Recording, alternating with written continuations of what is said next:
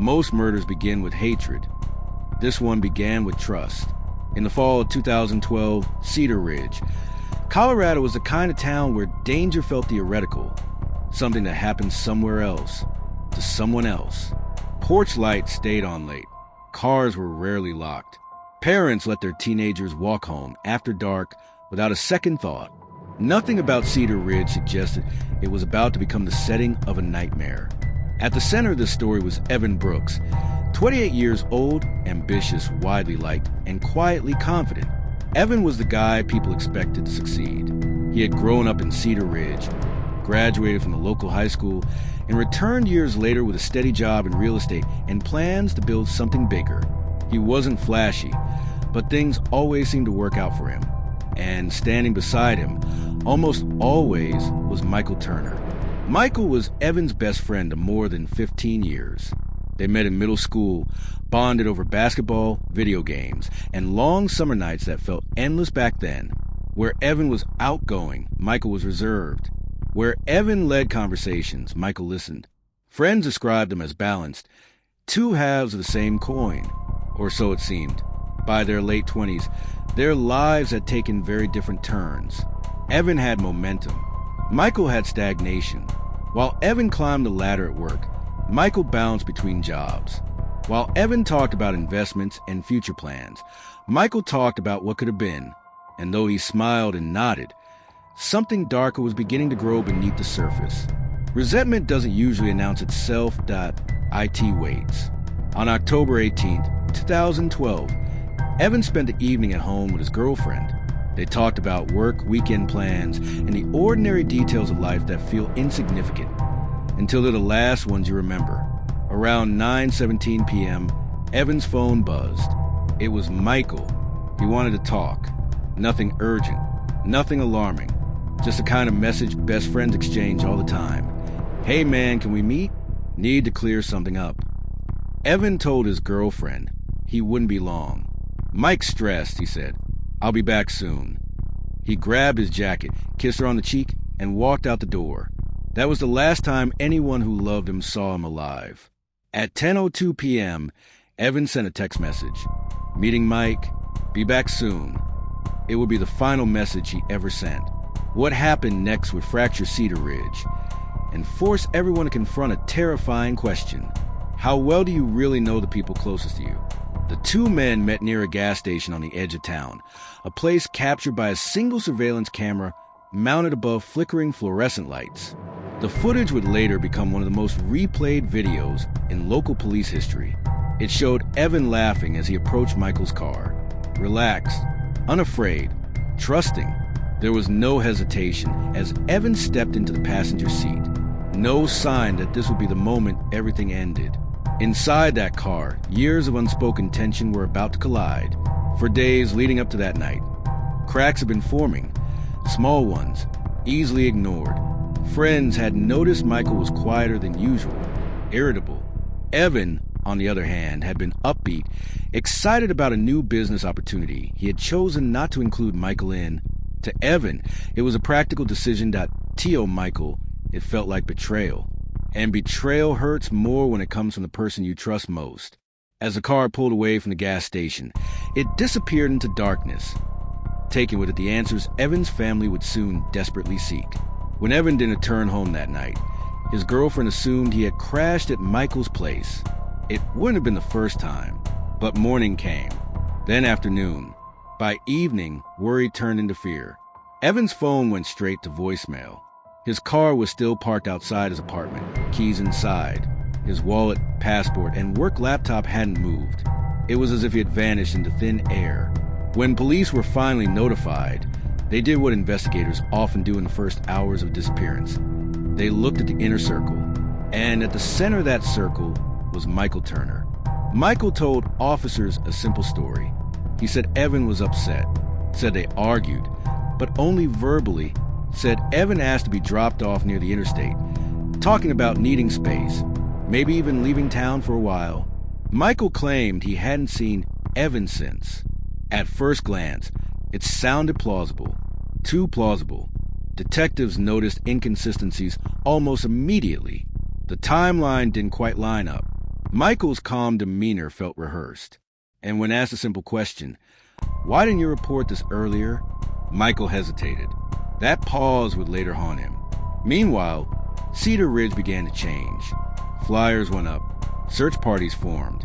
Parents pulled their kids closer. People whispered in grocery store aisles, asking the same unsettling question. How does a grown man disappear after meeting his best friend? Because here's the truth no one wanted to face yet. People don't usually vanish after routine conversations. And best friends don't usually become the last people to see someone alive, unless something went terribly wrong. Or terribly right for someone else. So what really happened inside that car after it pulled away from the gas station? Was it a heated argument that spiraled out of control? Or was this the moment a long-hidden resentment finally found its release? And most chilling of all, was this disappearance an accident or the beginning of a carefully concealed crime? Subsequently, investigators uncovered troubling witness statements, missing time in Michael's story, and a piece of evidence that shifts this case from missing person to something far more sinister. Backhand Index Pointing Right subscribe now so you don't miss what happens next, because once the truth starts unraveling, there's no turning back. By the fourth day after Evan Brooks vanished, Cedar Ridge no longer felt like a safe town. It felt watched. Search teams combed wooded trails and empty lots. Volunteers dragged lakes and checked abandoned buildings. Evan's face stared back from flyers taped to storefront windows and gas pumps. Still nothing. No bodied, N.O. ransomed, N.O. sign of life. And yet, one man had answers. Michael Turner continued going to work, answering texts, and sleeping in his apartment as if nothing had changed. To some, it looked like composure. To detectives, it looked like detachment. Investigators decided it was time to take a closer look. Not at Evan, but at the story Michael had told. Michael insisted he dropped Evan off near the interstate shortly before 11 p.m. According to him, Evan wanted to clear his head. But officers noticed something strange when they reconstructed the route. If Michael had driven straight home after that drop-off, he should have been back by 11:20 p.m. Phone records showed he wasn't. Instead, his phone went dark for nearly 2 hours. No calls to NO text, NO location pings. A gap, and in missing person cases, gaps are dangerous. Detectives canvassed the area Michael claimed he dropped Evan. No witnesses remembered seeing Evan walking alone. No traffic cameras captured his image. No gas station clerk recalled him buying food or asking for directions. It was as if Evan had vanished before he ever reached that spot. Then came the first unexpected tip. A woman living near a wooded service road contacted police. She reported hearing raised voices late that night. 2 men arguing inside a car. She hadn't thought much of it at the time. People argued all the time. But she remembered one thing clearly. The argument stopped suddenly, followed by a loud, dull thump. Investigators returned to Michael. This time, the questions were sharper. Why did your phone go dark? Why does no one remember seeing Evan where you dropped him? Why are witnesses describing a fight you never mentioned? Michael's answers grew slower. He said his phone battery died. Said the argument wasn't serious. Said people were exaggerating. But stress changes people, and detectives could see it taking hold. Meanwhile, Evan's family began reviewing his recent messages and finances. What they found added fuel to the fire. Evan had recently withdrawn a large sum of cash. He had invested in a property deal, but not with Michael. Instead, he partnered with a colleague, cutting Michael out completely. To Evan, it was a business decision. To Michael, it may have felt like abandonment. Friends came forward with troubling recollections. 2 days before Evan disappeared, Michael had been drinking heavily at a local bar. Witnesses remembered him venting about Evan, accusing him of forgetting where he came from and thinking he was better than everyone else now. One bartender remembered Michael slamming his glass down and saying something that chilled her in hindsight. People don't know who someone really is until they take everything from you. Was it just drunken anger? Or was it a warning no one recognized in time? Detectives shifted their focus. This was no longer just a missing person case. It was becoming something darker. They secured a warrant to search Michael's vehicle. At first glance, it looked normal, clean, Immaculate, even. Too immaculate. Officers know this trick. People don't deep clean their cars in the middle of emotional chaos, unless they're trying to erase something, under ultraviolet light. Faint speckles appeared beneath the passenger seat, almost invisible to the naked eye. Forensic teams collected samples. Blood, not enough to scream violence, but enough to whisper it. When detectives confronted Michael with the preliminary findings, he stiffened. He changed his story. Now, he admitted there had been a physical altercation. He claimed Evan hit his head during the argument, that blood got in the car, that he panicked. But he insisted Evan was alive when he left him. This new version raised more questions than answers. If Evan was alive, why didn't he seek help? Why didn't Michael call 911? Why clean the car instead of telling the truth? And then came the discovery that shook the investigation to its core. Cell phone tower data placed Michael's phone somewhere he never mentioned that night, a remote area known as Pine Hollow Reservoir, miles off his claimed route home, a place with water deep enough to hide secrets. When asked about it, Michael froze. He said he must have taken a wrong turn, said he didn't remember. But memory doesn't fail that selectively. Detectives knew what this meant. Someone didn't just disappear. Someone was being hidden. As divers prepared to search the reservoir, tension gripped the town. Media vans lined the roads. Neighbors whispered. Evan's family waited, torn between hope and dread. And somewhere in all of it, Michael Turner sat alone, knowing the truth was closing in. Because if Evan had died that night, if his body was in that water, then the question was no longer where is Evan, it was who is Michael? Ask yourself this. Backhand index pointing right when a story keeps changing. Is it fear or guilt doing the talking? Leave your thoughts in the comments and subscribe so you don't miss what investigators uncover next. By the time divers entered Pine Hollow Reservoir, no one was calling it a search anymore. They were calling it a recovery. The reservoir sat miles from the main road, hidden behind a line of pine trees and rocky terrain. It was the kind of place locals avoided at night, dark, cold, and unervingly quiet. The water was deep, murky, and unforgiving. If someone wanted something never found, this was where they'd bring it. As search crews assembled, Evan Brooks' family stood at a distance, clinging to a fragile hope that defied logic. Hope has a way of surviving, even when evidence doesn't. Divers entered the water just after sunrise. Minutes passed, then an hour, then two. Above the surface, detectives watched in silence, replaying everything they knew.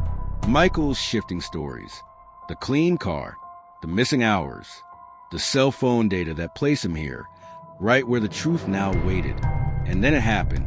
A diver surfaced, removed his mask, and gave a slow, unmistakable nod. They had found something.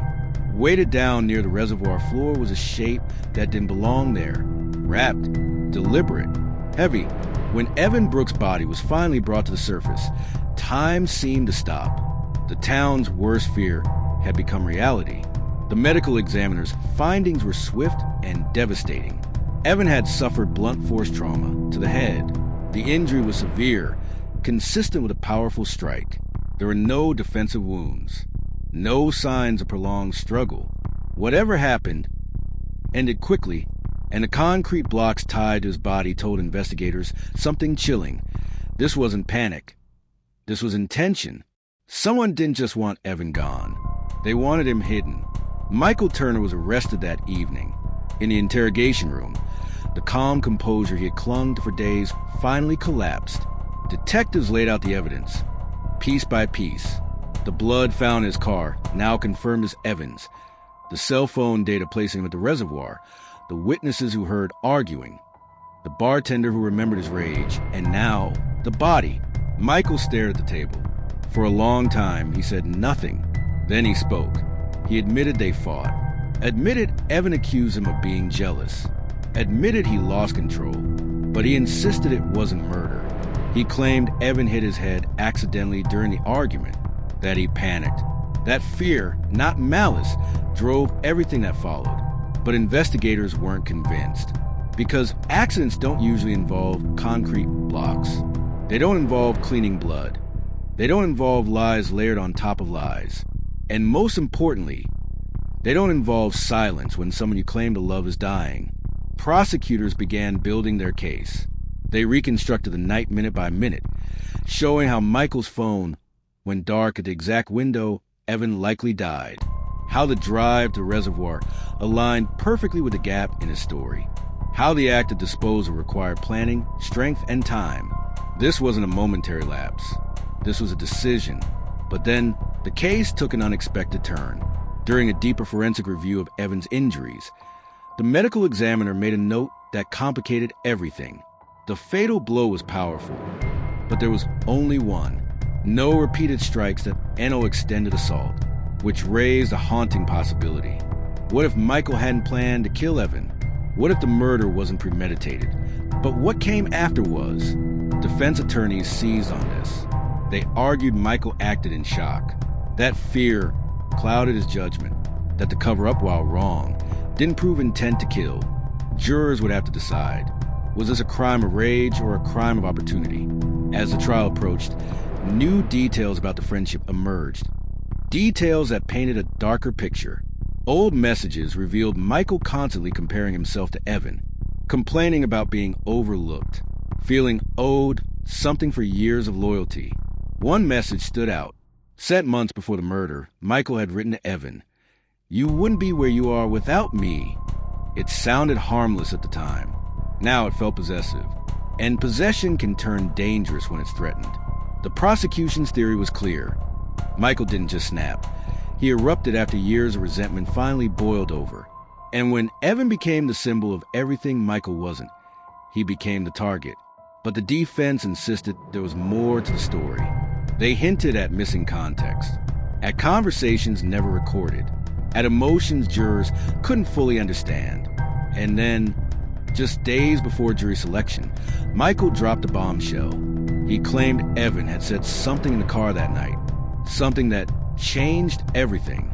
Something so shocking, so personal, that it triggered the argument that led to Evan's death. But Michael refused to say what it was. Not yet. And suddenly, the case wasn't just about what Michael did, it was about why. Soon, the trial unfolds, secrets are exposed, and the jury must decide whether Michael Turner is a cold-blooded killer or a man whose life unraveled in a single irreversible moment. Before you move on, ask yourself this. Backhand index pointing right. If one strike kills someone, but everything after is calculated, does intent matter more than action? Share your thoughts in the comments. And subscribe so you don't miss the final chapter of this case. Because the truth isn't always as clear as a verdict. The courtroom in Jefferson County was silent as Michael Turner was led in, his hands clasped tightly in front of him. Gone was the quiet. Dependable friend Cedar Ridge thought it knew. In his place sat a man whose fate now rested with 12 strangers. For the first time since Evan Brooks disappeared, Michael had nowhere left to hide. The prosecution opened with a sentence that would echo throughout the trial. This case is not about a fight between friends. It's about a choice made after the fight was over. They walked the jury through the evidence with surgical precision. The argument in the car, the fatal blow, the 2 hours of silence, the drive to Pine Hollow Reservoir, the concrete blocks, the lies. Each detail stacked neatly on top of the last, forming a picture that was impossible to ignore. Prosecutors argued that even if the blow itself was unplanned, everything that followed was deliberate. Michael had time to call for help, time to tell the truth, time to save Evan's life, or at least preserve his dignity. Instead, he chose concealment. And concealment, they argued, is consciousness of guilt. Then came the moment everyone was waiting for. Michael took the stand. His voice was calm at first, controlled. He spoke of their childhood, their bond, the years of loyalty he believed he'd given Evan. He said he felt invisible as Evan succeeded, forgotten. Then, under direct examination, Michael revealed the bombshell he had hinted at before trial. He claimed Evan laughed during the argument, laughed when Michael accused him of leaving him behind. And according to Michael, Evan said something that cut deeper than any insult. "You're still the same guy you were 10 years ago." Michael described feeling humiliated, reduced, erased. The courtroom sat frozen. The defense argued that those words shattered him, that the blow came from emotional overload, not murderous intent. That fear and shock drove everything that followed. But when prosecutors cross-examined him, the illusion cracked. They asked a single question. If you were so shocked, why did you know exactly where to hide the body? Michael had no answer. They pressed further. Why the weights? Why clean the car? Why lie repeatedly? Why let Evan's family search for weeks while knowing the truth? Michael's composure collapsed. For the first time, jurors saw anger. Not grief, not remorse. Anger. The prosecution ended with a line that silenced the room. An accident ends with a phone call. Murder ends with a cover-up. After closing arguments, the jury deliberated for 3 days. Outside the courthouse, Evan's family waited, caught between exhaustion and dread. Michael's parents sat just feet away, facing the unbearable reality that the son they raised was capable of this. When the verdict finally came, the courtroom filled to capacity.